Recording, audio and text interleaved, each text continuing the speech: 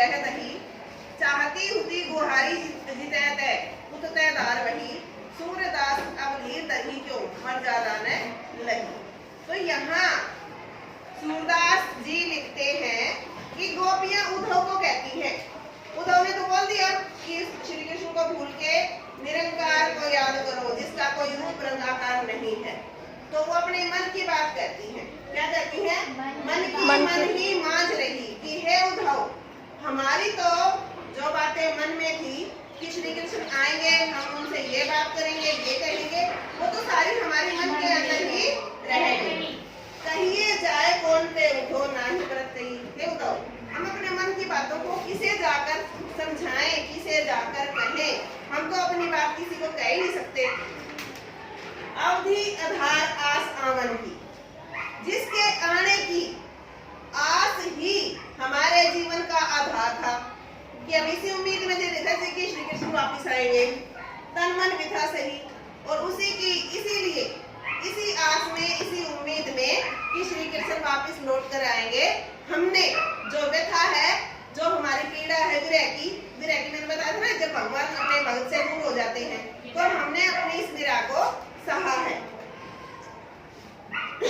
अब इन जोग संदेश ने सुनी और अब तुम्हारे इस जोग के संदेश को सुनकर विरहनी विरह दही, हमारा तो जो मन है वो बिल्कुल दही की तरह मच गया है। जैसे दही को बीत लेते ना, उसी तरह से हमारे मन को तो कुछ सुझाई ही नहीं दे रहा। चाहती उती गुहार जितैते, हम ये जहाँ अपने मन की बातों को गुहार लगाना चाहते थे, जिसे हम बताना चाहते थे, उततै धार वही, और वहीं से योग का संदेश हमारे सामने आ गया। हम जिसे अपने मन की बात बताना चाह रहे थे ना, और उसी ने क्या संदेश भेज दिया कि तुम उसको भूल जाओ और भगवान को याद करो। सूरदास अब धीर धरी क्यों, सूरदास जी लिखते हैं, बोलती गोपियों के माध्यम से लिखते हैं। गोपियां क्या कहती हैं?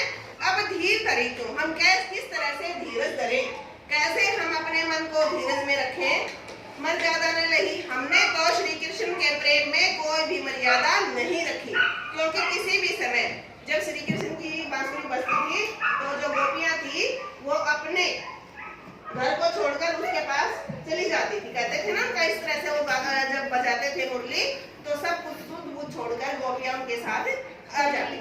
तो इस तरह से गोपियां और उद्धव के बीच में ये संदेश होता है। धन्यवाद।